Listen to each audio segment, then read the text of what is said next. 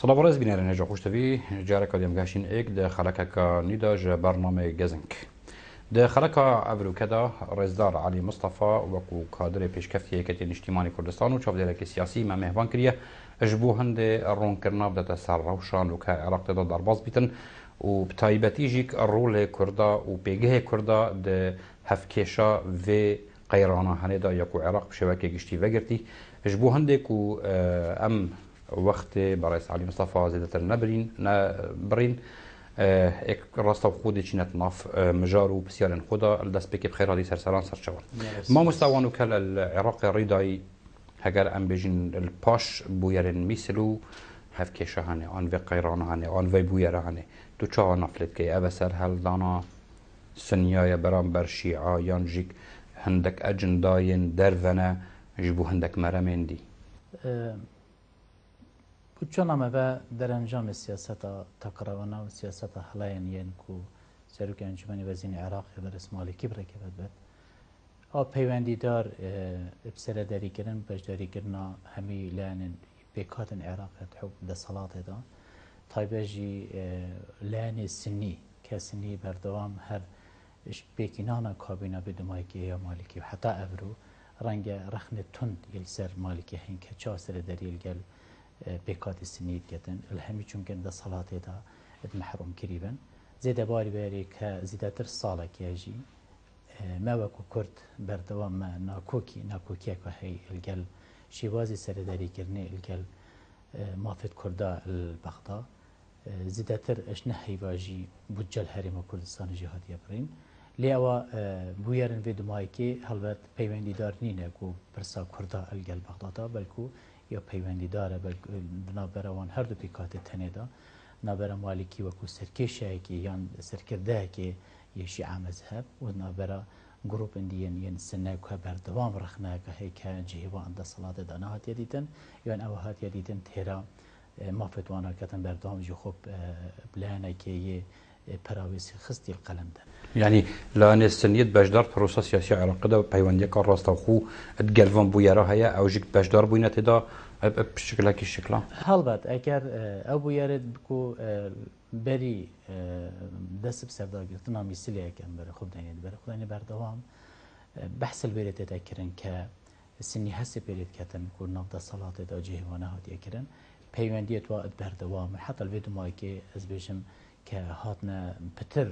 گشه که بخوبتید کو بشین پیوندیت وقت کو افریقا نفط صلات دا بین گریدان الجلوان گروپت يد کو بحثيت كافن بين جروبت يد تنطربت يد شوفينيزم وتنطربت بحثيت كافن بين النوع تبشرتن كالفيد مايكل قال جروبت يدي كو جروبن يد ارهابي بين جروبن يد كو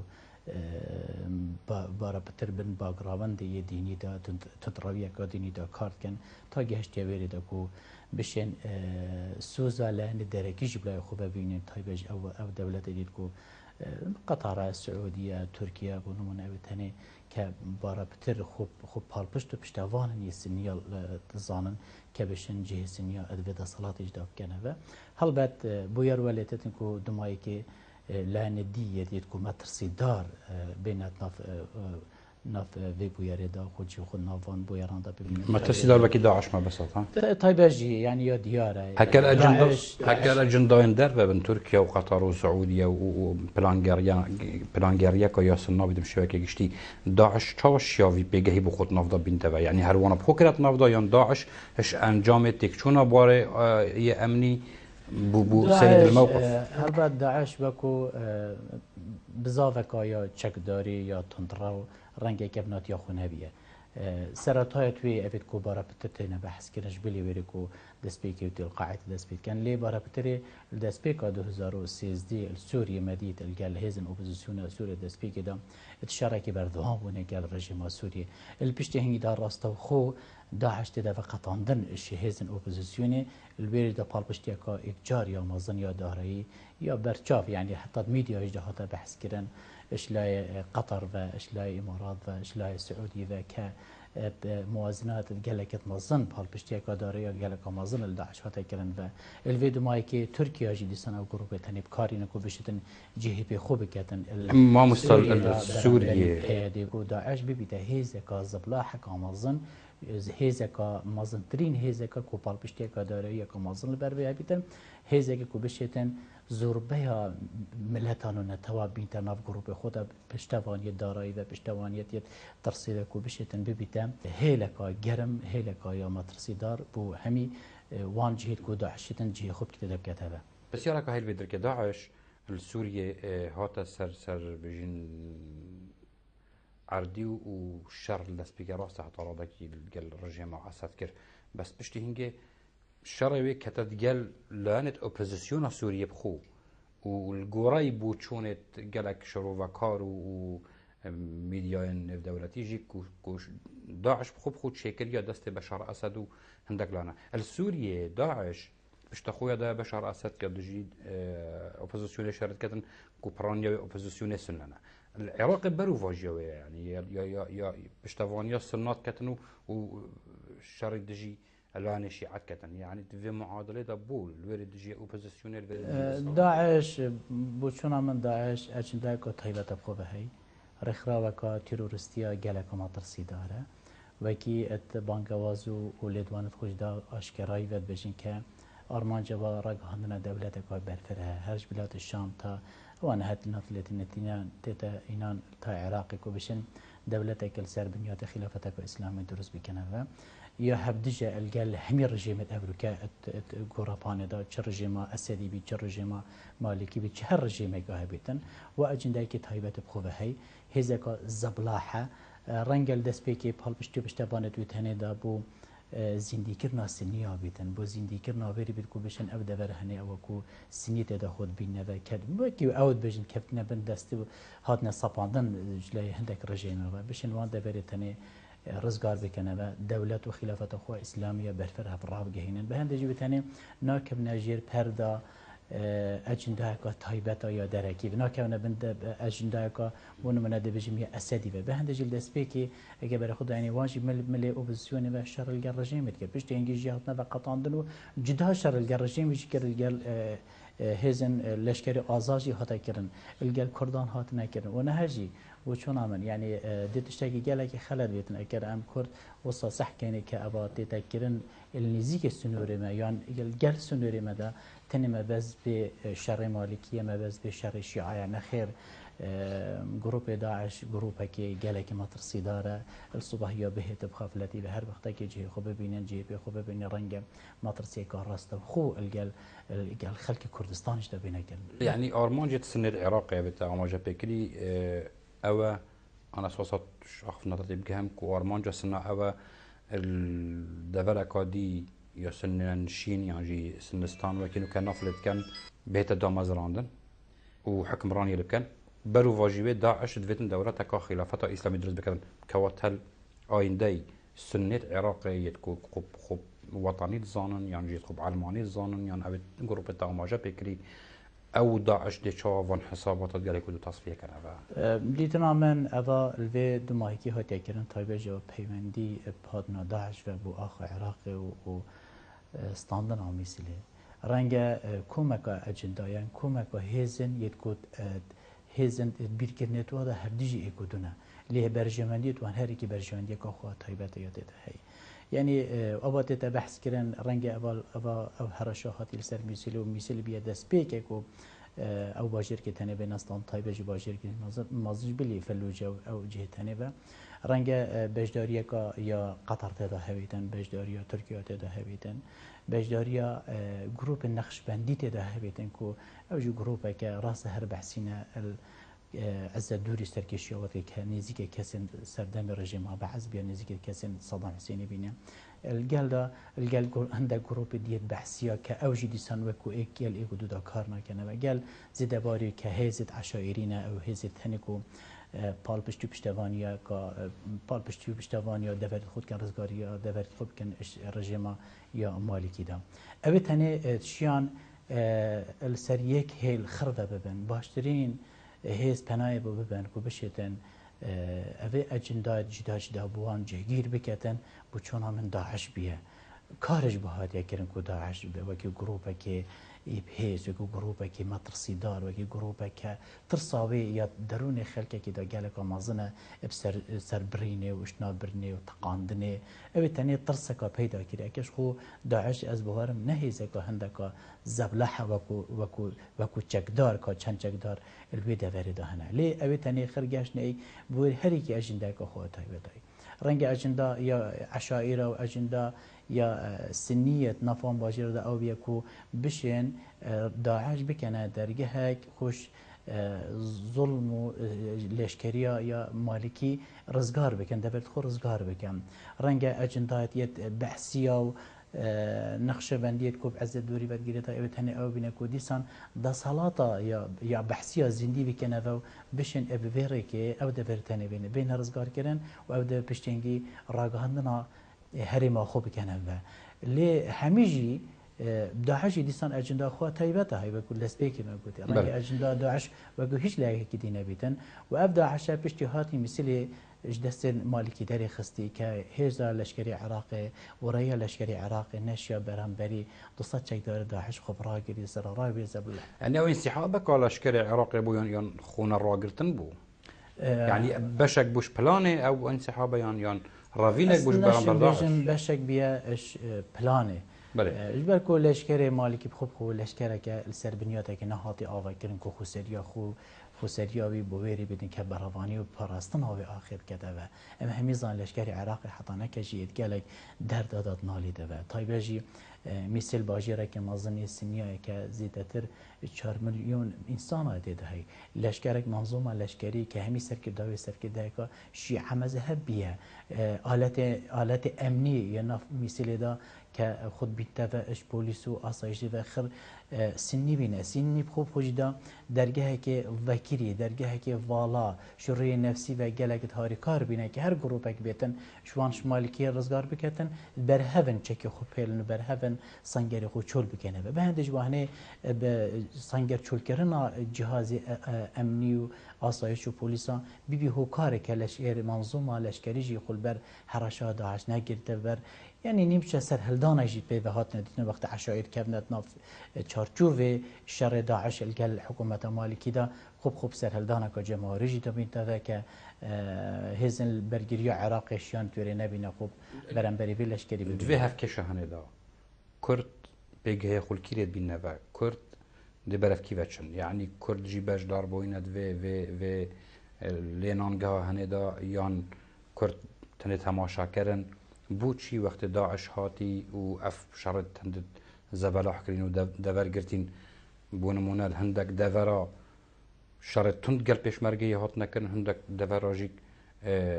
آرامیه کاب خوبه گرتی یعنی چند میترک او پیشمرگه جیگ دیرن و شرعی نکن لیل برو واجبه هندک جهت وکی جلولا و وادرکا یعنی هرشت تند و دبابا و همیشه لگی شرط کن یعنی الوری ایک بگه کرداد و هف کشه دا چیه دیگه کردا وکی هر چه وقت دسپیکیجی هاتین مثلی هات استاندن سرکردات یا کرد وی سردمی دا بود چون من بریاره که هری ساخلم حل بجاد که خودی کلیا وی شری نکده و یانجی بمینته و وکو هزکا بیلاین ادوی شری دا کدوماهی که اجنده ادوی شری تینه دیار کرن آیا آرمانجی وی شری چنه و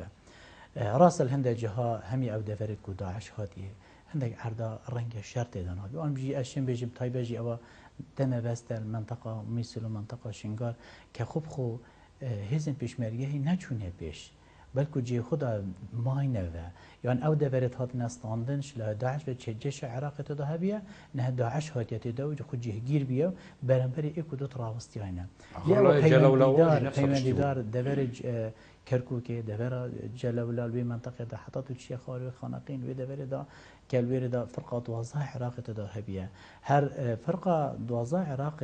هوار خواستن هوای کم جار او به که هزا پیشمرگه پارزیتن وان و یانجی هر دست پیکی دا هزین پیشمرگه اجدر و کرکوک او منطقه همید پاراست بینه اجدر دست پیشمرگه دا بینه اکل بیرامه بیتن بری 2 ساله که اپراسیون دیجل هاتنیا چیکرن هزین پیشمرگه کرکوک رپی ندا کو هزین اپراسیون دیجل کب سرکشیا لشکری عراق و آنی هزن یعنی برگری عراق و بچنت کرکوک در ری بین هات دان او منطقه کوری بین هات ندان و نقل اشترسد ید داعش و او منطقه جی هات نچول کرن هات بردان البردان وان ده وردا الجهه ویری کو نوکیل وان دورد ویره خیوه کل جهه ویره هزن داعش بینت و جهادا کنترل بکنه ببنه هیلا تماس الگل هزن پیشمرگه هدا برواجل دورن جلولا و خانقین و سعدیه و خانقه کرکوک هزن پیشمرگه چون او دور گرتنه وش بویره او مطرسیا داعش نه اکو بیتن السر دور کردی دا و سر کرکوکی بیتا کرن به هنده جدایت ویره دا هزن پیشمرگه دست پیش خریا ویره کرکو بچن وان دور کنترل بکنه به هنده جی دبین حتان کجیل وان دور دا بردوام تقیاهی بردوام شرحی تای بجیل دور جلولا که بشکش جلولا که رجاكا يا عربت ده هنا اتوير داش او عربت هنا عرب السنينه كدست الجل داعش ده هي دست الوان جروبان ده هي بردوام شركي بردوامت هي طيباجي الجركا وحده بتنه ك خلكي كي هاريكار الجل تذكرنا جروبن داعش بهند دبين توير كده شركي بردوام ليه بقشتي اموصل قلم بدين كرت باشا بلاني بواسطن بلانی بن ادوی شرح هنده که شرکت نزانی لی مرامانا ویرجه او چنین کم باوریه که درست بکن باوریه که درست بکن مخابنی و سرکرداتی کرد هنده جاره حالات کتن جداهیه کتن یان خاندنت برو واجیت دهی بوچل دوره که شرحه و بوچل دوره که شر نینه او دورن شرحه بوچون آمن او دورن که رینادن زیده گوه بس تقول كرد بيلاين راوستن بس لكو تماشاوان برای خوب دنه به پرسهانی لی کرد واسانا راوست یعنی هم الگرک دورا شر بران بر داعش هاتا کرنه یعنی چپرد گل داعش بکرن هم جید و آلوزیا هنی دا کردا چپرک مازن گل مالکی و حکومت عراق بکری یعنی کردا بخوب حالا زانی که بهم وان دورا بگیرن و اکثر اعلان کن معف دورا استاندن و ایدی ام جنا در کوین و راپرسیه دکرنه یعنی کرد بیلاین نمانه با گرفت ما وکو کردان بردوام اکت مجوج دا مروف پرد مجوج دا ودتن برین هجی یعنی خودتو بچی کمارا محابات که کمارا محابات از گل جاره سخت کمی اکتو مجوج بخینی یعنی او روشات وی سردمی دا وکی وی روشه اوانه که کردستان باشور دا گرفت ما وکو کرده امزی کالی دوانا دین ام گلک طافین ام کیم شول کین یعنی نها او روشه هاتیا روجاوی دا او روشه هاتیا دوری دا راسته داعش گروپکا چکداریا تندراو گروپکا چکداریا ارهابیه که مطرسیه بول همی مروفاتی سر همی مروفاتی لی زمینه که جیکا خوش کری که او بویرا یان او جاوری کرنه که گله کشورش 2005 وره که او دور وقتیان شریما کردستانه ما چارچوب ماده که دستور ده وکریم به هرما کردستان حکومت عراق نشیا التزام خو برانبری وی ماده جیب کردن بردهم بیجی بیا خالقانا کوکی نابین هرم دو نابین بغداد یعنی نو که ادوان بو ایران دا اف دوره گلک افسانهی نوتو 5 صده همی آخو هرما کردستان نی که بندسته کنترل ایزن پیشمرگی کردستان ده لی رامانا به چندیج بوچونا من اونین دبیت کرد هر ویب آشکارایی و بیشتر او باشترین دلیوه کواته زور سرها هریمه و دبیتن ما تطلعات بلندتر ام بحث بکه آرمانجت کرده گلگن ام همی زانه آرمانجت کرده الویره نارا واسین که امریکا اش قناقه که کم اتونومیت خاص منی که هریمه که فدراله هی و خلاص نخیر مجوه که هر ملتکی و که هر ملتکی سر روی آخه که آخا خواه هی زمان خواه هی خلق خواه هی مجی آرمانجی ملویر نارا وسی مجی دولت خواه سر بخود بیتن لی آیا همی قناق یا برهوه کتوی دولت براغه هینی همی قناق یا او سازی برهون کتو لانی درکی و لانی نفخوی تیراویره هنه کتو بشه وی پینگا وی پاوی برانبری نکویا چه قناقی دید و ام همی زن تحریم کردستان دا امل بردمی گلک فشار داد جی یعنی اگر چه نبیتن هم فشارك وزيدة تر إيش نحيوايا إيش لاي حكومة عراق وإيش لاي مالكي و رهد جيانا خلقه يتهاتين برين يعني بود جاهري ما كردستان إيش لاي عراق بهذه إيه برين كذا دمارد جياننا دمارد إذا برنا جیان خلکێکی لە هەرێما کوردستانê زیدەباری وێرێ me xud herêmê da ew seqayê aram me nîne ramana seqayê aram ew nîne ku me evrikal parêzgeha duhêke teqa nebîtin an paytextî şer nebît nexêr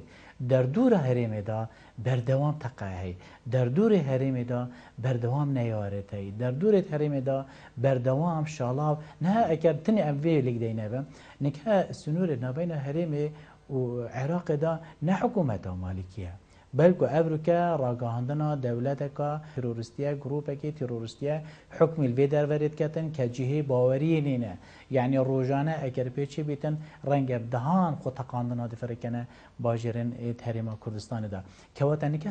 سنور هریما کردستان سنور مل گل ارهابه اوه گله که مطرسی داره اوه جی دبیتون تو گله که پشیارانه سر دریال گل بکیه و وکیل دست بی که مگوتی اگر اجندایت وان هزتنه کو اتریکا داعش دا هاتینت عراق دا که گلک دولت بجدارت دا نایت بجدارتن ترکیه بجدارت دا قطر بجدارت دا امارات بجدارت دا سعودیه بجدارت دا جون كيري وقت الفيري الهولير فريد شتا رياض سعوديه قال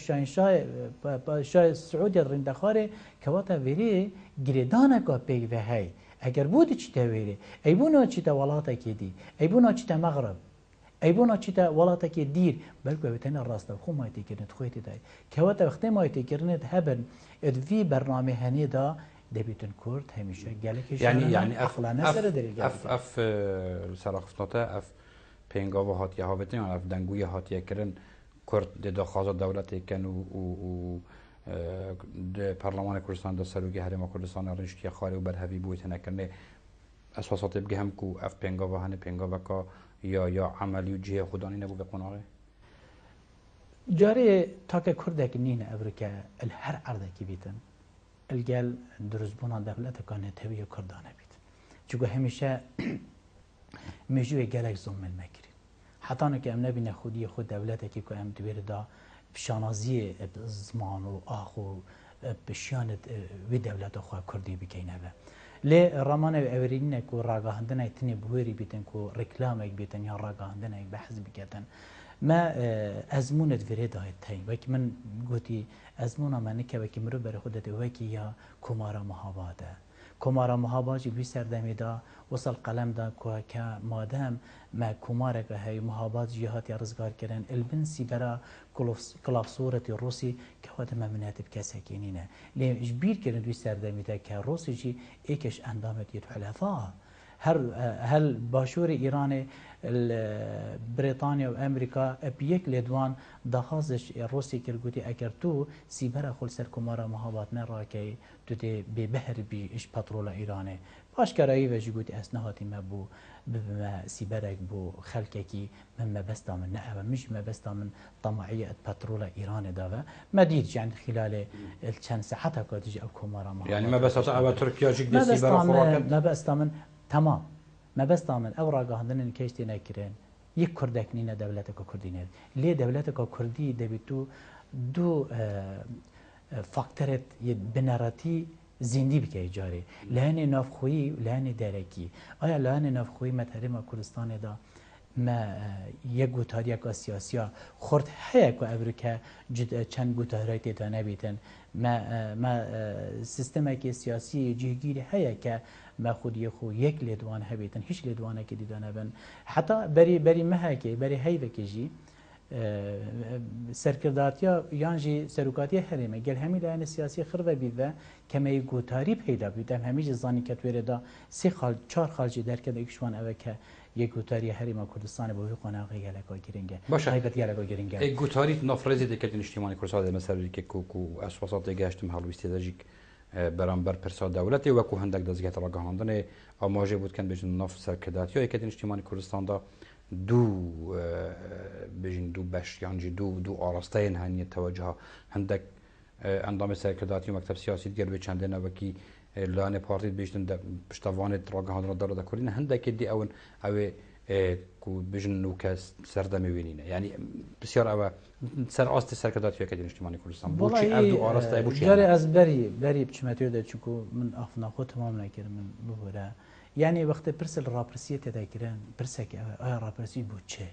یعنی نهجی از خوی کشوامه از درست نگهت استیمه آیا راپرسی بوی چندی کو او دورد و قطعی چارچوب ماده 140 دب زفر نسر هرم کردستانی که اوه پرسکا دستوریه نابید عمل سرویتا بازدین راست دلیوه کم دست مکتی لیده بید اوی دلیوه همیشه کرد عقلانه سر دریل گل بکن یعنی راپرسی بوی ریده که خواستید چارچوب دولت عراق دا تیرامن آکن یعنی هیچ تطلعات ما بترن كوات مدفيت ام تشارچوب فيدراليتي داخازا كون فيدراليتي كيف كاين العراق دا يعني مدفيت هم ام دولتا كردي براب جايين اف 3% رابرسي دا حطانك اكلا نبويا ايا ام وقت بحث رابرسي كاين دبو تشي كاين اگه برسا دولت جيبيتن لهن دركي جهلكي جرينجا تنت راگهاندنا و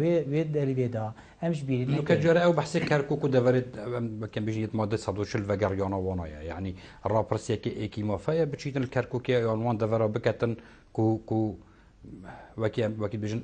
اصلا کمیسیوناوی یا معترف نبیتن نفع نه خیر یعنی من دیتنا خلق که باشدار نبیتن دیتنا من باشترین ریک چاره سری گرن بو کردا ادوی قناغه دا اوه وکی چوا ام بشین بلا کرد بلانی خو پارزن بزانین بویرت وید مایکت عراق دا دبرف کلی بچن آخری نکه گل تشتینه کرن هفدجن گل ایکودو دا ام دا خاصا سر بخوی و راپرسیت کن دمکیش دا پارلمانتر مچنه بغداد سین دیت خون بو پاراستنا عراق کا فدرال و ديمقراط او تاني اخري و هفدجن دمك دا ام دا خاص راپرسير كان لي همي سر كيشد ما باشترين كسد سياست مدار كرد افريقيا البغداد بونو من وزارة در ويا عراق كرده بردوام همي ولات الدول عراق دياريتن كو بالبشتيه كي بحكومه عراق پیدا کردن او تاني هفدجن بوان دا تاني جدا هل بعد از بجن باشترين ريچ جاره سر كرن بوما ام خو بگرين بلاني تأب ويرا آرام بنوه اف دبرت تنه همي جاره دبرت كردينه بند صلاة هزن پیشمرگی کردستان دانه اگر ما 15 سال خل حکومت مالکی گرتی بیتن که ماده 140 جیب جیب که تو جیب جی نکریه اکوات وی سردمی دا او حکومت مالکی یعنی غیری مالکی بلا 20 سال بیتن دخواست دانستاندن الگل هرم کردستان بکتن بیشتن ورند ام الوان دبرتن اکلا بکن که وی جاره البند صلاة هزن پیشمرگی هرم کردستان دانه اتوی سردمی بوچونامه هیز دیکارت که گله کاب هیز بیتن دست ما کردان دا که ام وی سردمی دا الگل حکومتا یا عراق دا بجنی کرم کن او ماده 140 کو هینجی وقت طنگها بیتلوه هین بجن ماده 140 ماده که دستوریه و جیویه هیش دا هر وقت که البابر فره جیبو هین بحث الویر کن که جیه خونمه کرم کن ام دا ریک توی جیب کن یعنی خالت توی سرجی میریکنی و راپرسی دا بوچون هم هنگی گلف صنعی تر دستر ایتر بو وقتی بحث ماده 140 و راپرسی و وان بابت تذکرنی با رابطر اکثر وکی بجن نیرین برف کرکی کچن يعني بوشي وقتها بويا راتشي بوي بونمونا سروكي حرم اكسر شو كركيكي بوشي سروكي حرم برپرسه ملف امن الكركيكي دانات يعني بوشي بس كركيكي مستهدفه يعني هيك يعني هيك بسروكي حرم ها باشنگار يعني دا چش قيمتا دا خويانياوي انش قيمتا بشبهاي اوديويه تخوي هل بعد ام دانستاندن خدا الجلناوندي دا ام صالحنا دينه كما ارمانجكا جدروي آخه خاكي ما الجل حكومة نماندي ده أموصا تشينا لدوانا ده كم جرفت عمل جل حكومة نماندي جرفتك آخه يعني آخه ما آخه كهي آخه بابو بابيرد ما ملت ما يتده هي كملتك كرد بيا يهات يصاب كران يهات يشنابرن سياسة تحريبية سر هات يصاب عندن أرمانج مجبراننا بيري أرمانج آخه لمقابني و او سرداری کردن مروف بینیتن کواتا بو خاک کیش دیار بیتن آرمانج رنگه اش آخه ود گردن بو هندک آرمانج دی مسئله آبوری تینه داوه مسئله پترول تینه که بو چونا معنی کرد خلطیه کتن بهستا که آخا شنگاره چی جداهی نینه گل بهستا که آخا خانقین و کرکوکه اگر اموسا جلیب دینه و که ام همی سنگا خو ببین کرکوکه تا آصف که راست کرکوک باجیره که کردی مازنه باجیره که گلک ناکوکی سرتات نکرن باجیره که رنگ نیارد ما بوچی سیاست بحث ایکتی مراهنه سر کرکوکت کت پشتی هل بجات نسی چارو و پویز بلاح یا جماوری هات یا پیش ایکتی بجید او دوره کامنه برام بر زورید بونمونه پارتی گوات دوارد است ما بوین نوید يعني كركوك ورنجش مخابني وازبيجم او نهجي گلک سرویر شول کنیان اول ادوانات بنا کرکوکی کل کرکوکی بکنه خالا آلوس کرنه خالا گیری کرنه خالا ویری کو بویر الویر دا سرشتی نبن رنگ باره بطری طماعیت ویره ده هبیدن که کرکوکو تو بچی خار برف خانقین کیراتیا نفوذ ایکتیه البته خو ایکتی خواستیا ویریا کرکوک بدوره تنی بیده سر ما کردستانه کد و گراندن آوان دوره دا بوچونا من حفظانگی هزی تحریم دا دیگه لکه ایتا گوهردن که مهمیج زان تایبه سی چار ایکتی سلمان که هزکا کردستانیه لهر جهه که گرفت خلق کردستانی لی بیتن ایکتی دوره دا حضور خواهد دزبر ما بسیار خوبه سرکردات یا ایکتی بوچون خدایت بوینه دو باش مثلا هندك انظمه مكتب سياسي وسركرداتي قالوا عندنا بحث الراقهاندنا دولة كردي ورابرسي وفان مجالات هني بيتك ان هندك ديجي كوكي بوچونت جانبتا برينو كات بحث كرن كو جاري هشتا ما دستوريه هي دفغارينا بغدا ما فيت كيشب شويه كدان ستاندن قال نافان دي بيتا جارا سكرن اف دو الصمتا جارب مخابني او زيد الروية لسر ما فنيكتيت نكران جاري كاس نشدن مزايد السريكتيه بكاتن خاص تايباجي مثلا يعني كتي هالويستكي ضبطه بين مبد تايباجي برسد نتويدا يعني اكرم بر خدني ابد افريكا تين السر بابت اودي خل اوديدن يعني تين سر مثلا ويريك ام ما دبت ام دولات خب راجهين وابرسه بري ابا نها بحث بكان هشتو سي كتي ما في چارانوسیا کیه چارچوب سیاست و برنامه خدا که دبید خباتش بود کردن. النقطه دوی اکتی بیاد تا که هست که مبدأ فدرالیت که درش بو حلمت خو حل بجاتنا و سرگرجی مشیات هی بادا نقطه دوی دا ام فدرالیت براب گهین نوا. نهجی از باران کم یک تا که هزک هبیتن او خاصیت اکتی هی بود دولت بونا کردی هیچ خلقی که دی هبن نهجی اگر گهی تطویر دا کانی او دورتیت کو هاتین او قطانن یا زوری بزبر نفس هری ما کردستانی از بارم یکتی دست پیش خرید گره که نازن دیگه چوانی کجی یکتیه یشیای کرکوک به همین وان دورتانی آرام را گرید گله خلقی که بیهی بونه که کرکوک جی وکو موصل که ویتامین کنترل دا ایکتی هلویستی نهلا هلویست ایکتی گرتی از دیبوت ایمل سرویری هلویست ایکتی گرتی جاری ایکتی حتانی که ابرسا دولت راگهاندنا دولت نبیه پرسک و از بارم تنه یاد ویرد خودی دیده که برای جناب سروگریمه چو پارلمانی چلدوانه که داین یگوده پارلمانی هی کارش بویری بکن و کار بکرنش بویری ده پارلمانی دوی بحث دولتی نکر وقت من گوتی آخر وقت من گوتی مخابنی و گل جرا میدیا روله که نرینی بینته یعنی رنگ آرمانجا سروک هریم بجی دولت نبیدن وقت من گوتی رابرسی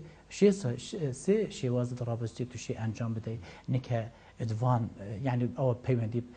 پریما کردستانی و آن دو دوره وگرنی یعنی دی کنفدرالیت سپینی یعنی درگاهندن دولتی که و جناب سروک هریمی اوه پیرکاتی نهاتینه بحث کردن و لی اگر بیده پرسا دولت ام کسی که خوبه که یکیتین شمال کردستان پروشتر نابینی براگاهندن دولتی که لی دولت دبیده بیست زمینه سازی بود که بحث الوید کن که یکیتی دو بشل سر بی راگاهندن نخیر اوه نبیه پرسه که سرکرداتی ایکتی جاری سر پرینت خارده آیا دماهیک هلویست ایکتی دی چی بید؟ اگر هلویست دائما بردوام موقع ایکتی گوتی ما دائما هلویست برجمندی های که قربانی هلویست کردهاتیه اگر ما دید راگاهندن دولتی دیمه گهین تا کنارد آرام دیمه گهین تا کنارد امن البته کسب ایکتی بلستر نینه که دولت که کرد براگی کمه هشتو سی ورش شوی حتی اونو که مکتب سیاسی هیچ بیان نامه یا که شلویسته که یه بجین در برینش بوچونا ایکتی بگشتید که تن دراگه هادیه حتی اونی که نه چون بر چیزی نه چون حتی اونی که از بارم مخابنی باز بجیم سروک هریم اولادوانی کریم لسریک هریم خوب خدا خاص نکریه لانی سیاسی کرم کنه او مردن هم دا برین نخاری کم بوی قناقی چه بکنه و آیا اف قناقی هاری کار هم دولت خوب راب گهینین آیا ما چند دوست هنه ما دید تنه اتراگه هندنه دا چند اوید ام بجنین دوستید منه تان نلسر هیلی او ترکیه که مخابنی بجی از بجیم پیسترین کارتا خو یا آبوری یا امپیت خورین ما یکیه گهور که بو بودجا اوش عراق جمتتن مثلا هنر تکرنا نفطیه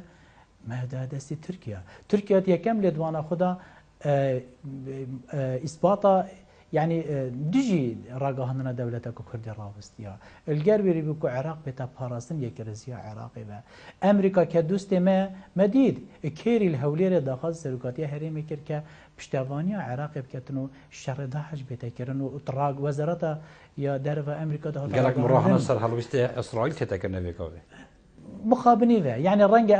أوجي خلاتيك بأمريكا عاد المراد بيشتن هكا إسرائيل يا جدية دانا مافت عن بشت برافانيش مافت جلابة كتن بلا مافت فلسطينية بدأت جالك درسته جالك درسته يعني جالك راجعاندن تينا كرين هرتني بو أزراندني يعني بوچونا يعني إسرائيل جيك بو أزراندنا عندك ما بس بو أزراندنا دردوري هرما كردستاني كام همي الزانين مخابني بحطاني ك بشتينايا فلسفة دينية زالة يعني إسرائيل وصا هاتيا خاندن كهر پارچه هر ملت كدوي آخدا تروش هلاتا ناوين دا خونيزيكي إسرائيل بكاتن رنگه تيتا هرشك كرنش لها جلك ولاتان ده و هرچند او دولة جي بخو جلك يبقى سيزان اگر اردني پیوندیل جلده هبن اگر مصر پیوندیل جلده هبن ليبو ما كردا وكو ملاتك يتبصر ملاتك حتى نك ما بتخشات نبيه قلنا هكا جلك امازن مسعود بارزاني برلماني دا خاص كر كوميسيون بهتا دا مزراندن رابرسي بهتا كرن تا اماجك رابرسي كاش جورا رابرسي ما نبي بزفر نسري وبتيبه برند زفر مثلا يا كوميسيونه دامزراندن کمیسیون دخول بوریا پارلمان کردستان خوب خدا و حکومت جدا ایک شوان پرسابو یدگوته پرسن خودی راهندن اجتماعی کو پارلمان نشه اکلا بکتبه او جیجبر و چندک او خلقی کو سرپرشتیا کمیسیونت کر الگوری حزا بجین لانی سیاسی نبون یعنی جیک هندک لانا ویا پتر باراداسی دا کنه ده اگر خولا پارلمانیا دیدا نشیابن بکن دی چاو دی خوله دا کن او دیگه هندک رکفتنا کو اصلا کمیسیون دا مزرینن مخابنی و کروسا بحث بکن که خوب خو اگر اف برسهات با بحث کردن جی که کم لدوان یا برای سروک هریم جی ندبید کربا که وکینی که بارا بتری او لدوان تنیجی پرسید نتوینه بلی بویاغت حزبی ویتینه بحث کردن و یعنی وصایت تاکرن که اوه برسكة تني يكلاني سروك هرمي أفريقيا تمثيلا حزبك ناكتن أكلا مصلك دينا بلكو وكي تشاد كومبونا هميلاني السياسي بجي وصاحتيا برياردان كسروك هرمي تمثيلا هلويستي كردان كت ليه تمثيل هلويستي كردان رامانا وأونينا كأز المال در كم وهلويستي أشكرا بكم يكم ليدوان بيوزو أو بك الهولا برلماني بتلادان وأبرسبو برلماني بت كالمخابني بدو ما هيك بتشو بردمي برلماني داخل شكل ككوميسيوني أو كوميسيوني هني وكي استجاشتيم يعني أوبرن هذا خاص كما كوميسيونك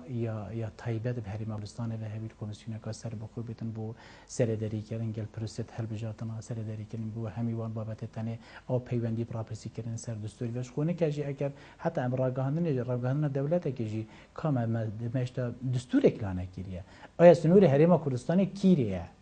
جاري أفجيش تا برسكم بندجا بجنا جاري وكو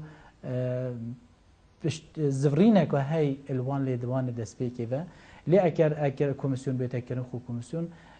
خسكا خو كوميسيون كابيلا يعني بيتن خسكا ام بشن تحريم كردستان لما كوميسيون كابيتن ك جهه ريز وتقدير همي بكاتا وهمي لان سياسي بيتن كسردري جال بروسه هل بجاتنا سردري جال كوميسيون مفابت كركي كار بكتن بروبرسي بونمونه لا من قوت يعني اكر ما بس تما او بيتن كو ام بشن وان دبرتنيد وقت ياي او تشارچوب دستور عراق دا دویدن ام گل حکومت بهت یا عراق دا و دانستان نبیکن افجا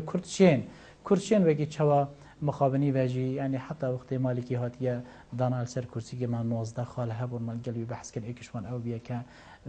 بادكا دفرد وقتيا وبادكا ما تصدو شركانا تجيبه كان و ليكور نكاجي شين ابي بكنا كارتك امشين او دفرد نكات هريما كردستان دا وقناعه من سياسه وصايه يعني تو شيء كارتا بتسخو بيخي كارتا فشار اخستني من دست بيك وصا هزر كم مثلا دولة راقهاندنا دولة دي كارتا بيتن جبويري هم هزن عراقي مازنیا خو بین خار مالکی مازنیا خو بیت خار مالکی واسش ده صلات بینیتن پیکات عراق هسی پریب کنه و که کرد چی در بهتر تحمل وان آلوزیت عراق پیکات عراق دانا کنه و کرد ما فکر خوی آسایه یه تن درست تجی بشن وی دوره دا راگهاندن خو بکن بشن وی دوره دا اگر نه امد دولت خو راگن لی وقتی بر خودت وانی پرسک رنگ ده پتر کردا توشی گلک فشار یعنی کرد نشیان بکنه کارت کرد شان بکنه کارت نهجیشان بکنه کارت وقتی من گویی اگر ام بلانی ببینین دبرت خود مثلا بلان نماینه که ما بریار کادای و کسر کرداتی کرد پیشمرگ نه تا کشاندن ادا بریار کا گله کا تندرست بریار کا جی خدا لینا تا کشان الکنکی وقت اف بویره احداث یک لاد بنوه هنگ امشین هبونا هزا پیشمرگی وان دور دا بکنه کارتکا فشار گلوی حکومت دا ام هزن پیشمرگی ناو کشین اگر هر دو خالد مایی که جیبجی نبوینه هم سرجمهری هم راپرسیجی هنگ امشین وی راپرسیج گر حکومت نامندی کمیسیونه که هفپشک یعنی هر کمیسیونه یا عراقی هفپشک گل کمیسیون هرما کردستان پیک و کاری کش بکتن امشین هنگ داخازش گلک هزینی دولتی بکن امیش دخوازی گل رخلاوی نیف دولتی بکن بجنی برن سرکشیا راپرسی بکن و بچون هم هنگی کرد دی سرکفتنی بن که مشیاد وان چند روزادا ام وان چند سالادا ام وان دورا پریما کردستانی و زندگی بکن. برز علی مصطفی دم ما بدمای هات سپاس بو ودلیوی و بو وانو کنا. سپاس بو. برزان حتی دیدار کردی هر شاد و بختور بن.